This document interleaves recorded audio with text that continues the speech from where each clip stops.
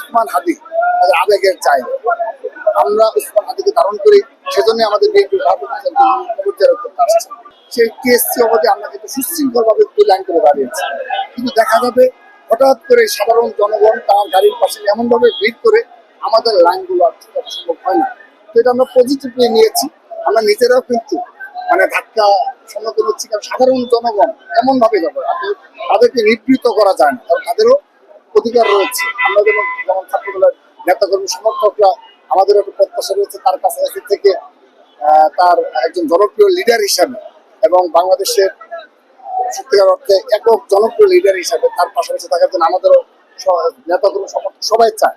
কিন্তু যখন সাধারণ জনগণ তাদের এক নজর দেখার জন্য যে কোনো পরিস্থিতি মোকাবেলা করে, আমরা তখন এটা হাসি মুখে মেনে নিচ্ছি। দুনিয়া সিনার বিরুদ্ধে যখন গণতন্ত্র পুনরুদ্ধারে লড়াই করেছে, সংগ্রাম করেছে রাজপথে, এই শাহবাগে যখন আমরা মিছিল করেছি, করার চেষ্টা করেছি, পুরো ঢাকার শহরে যখন আমরা মিছিল করেছি, আমরা বারবার বলতাম তারেক রহমান বীরের বেশে আসবে বাংলাদেশে। এই কনফিডেন্স আমাদের মাঝে ছিল, কিন্তু সেই কনফিডেন্স থাকলো সেই স্বপ্ন বাস্তবায়ন হওয়া, এটি আমাদের সকল পর্যায়ে নেতাকর্মী সমর্থকদের আজন্ম লালিত স্বপ্ন ছিল, কারণ দীর্ঘ সময় 18 বছর অধিক সময়। তো সেই প্রত্যাশা যখন পূরণ হয়েছে, আমাদের মাঝে স্বাভাবিকভাবে উচ্ছ্বাস বিরাজ করছে।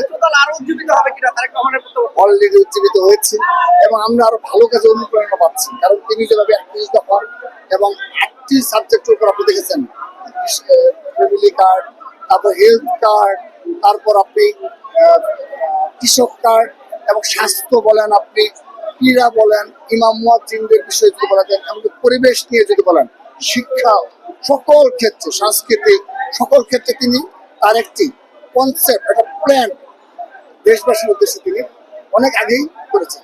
এগুলো বাস্তবায়নে, সফল বাস্তবায়নে সাধারণ জনগণের পাশে আমরাও নিরলস ভাবে কাজ করতে চাই।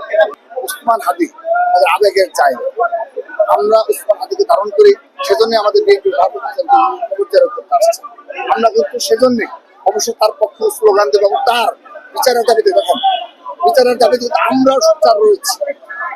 এখন আরেকটা বিষয় হলো, এখানে যারা ইনকলাব মঞ্চে যারা রয়েছে, জোগাড় কিন্তু আমার সাথে যোগাযোগ করে হাদি যেমন প্রতিটি কর্মসূচি ছাত্রদলের প্রেসিডেন্ট হিসেবে আমি পদে থাকার কারণে, যেহেতু ওর সাথে আমার বেশ কয়েকবার মিটিং হয়েছে, প্রতিটি প্রোগ্রামে আমার ইনভাইট এবং 4 থেকে 5টা প্রোগ্রাম করেছে, যেখানে আমাকে চিফ গেস্ট করে প্রোগ্রাম করা হচ্ছে।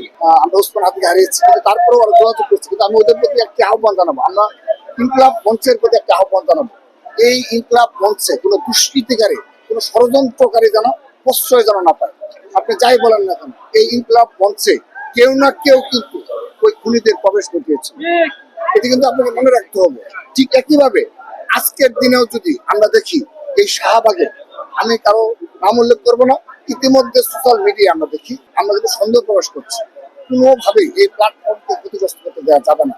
ইনকলাব মঞ্চ যারা বিশুদ্ধ বাংলাদেশপন্থী এবং যাদের প্রকাশ্যে একটা পরিচয় রয়েছে, তাদেরকে যেন তারা স্থান দেয়। তা না হলে হাদির মতো আর কোনো ঘটনা যেন না ঘটে, যে ষড়যন্ত্রকারী যারা বাংলাদেশকে অস্থিতিশীল করতে চায়, বাংলাদেশ আর কখনো স্থিতিশীল না হোক, অর্থনৈতিকভাবে বিকশিত না হোক, সাধারণ জনগণ শান্তিতে না হোক এবং বাংলাদেশের স্বাধীনতা সার্বভৌমত্ব বিনষ্ট হোক, নিজেদের মধ্যে বিভেদ করুক, এরকম যারা রয়েছে তারা যেন ইনকলাব মঞ্চের এই সুন্দর প্ল্যাটফর্মটাকে উসমান হাদি রেখে যাওয়ার আমানতকে তার প্রতিষ্ঠা